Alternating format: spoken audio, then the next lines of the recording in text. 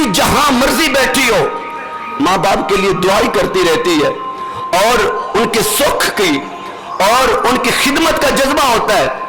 آپ عورت کی زندگی دیکھیں, جب عورت اپنے گھر میں ہوتی ہے کبھی بھائی کی خدمت, کبھی باپ کی خدمت, کبھی ماں کی نوکری, پھر شادی ہو جاتی ہے, پھر خاوند کی نوکری, پھر بچے ہو جاتے ہیں تو پھر بچوں کی خدمت, ساری زندگی نوکری میں گزر جاتی ہے, ساری زندگی اسی حال میں گزر جاتی ہے.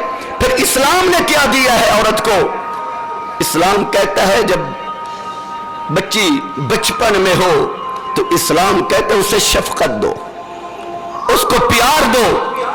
بیٹی جوان ہو جائے تو اسے محبت دو, اور وہ بوڑھی ہو جائے تو اسے عظمت دو.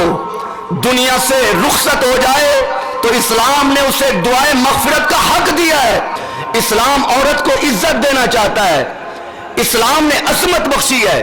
میں فیصلہ آپ پر چھوڑتا ہوں, کائنات کے جتنے مذاہب ہیں, جتنے مذاہب ہیں, آپ دنیا کے ہر مذہب کا مطالعہ کریں, مجھے کوئی تو مذہب بتائیں جس مذہب نے یہ کہا ہو کہ بیٹی کی تربیت کرو تو جنت کی ضمانت ملتی ہے.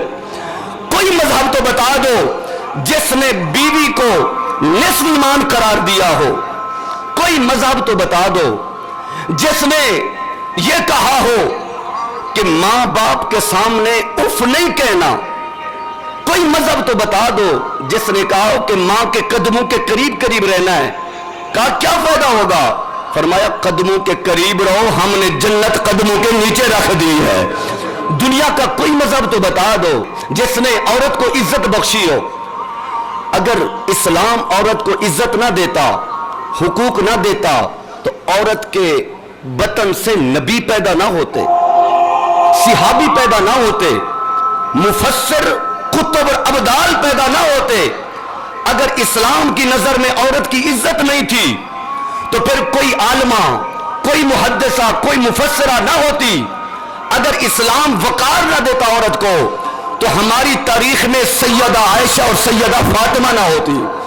اگر اسلام عزت نہ دیتا تو ہماری تاریخ میں اسما بنت ابی بکر اور حضرت خنسہ جیسی خوبصورت اور عزت دار عالمہ, فاضلہ اور بہادر خواتین نہ ہوتی.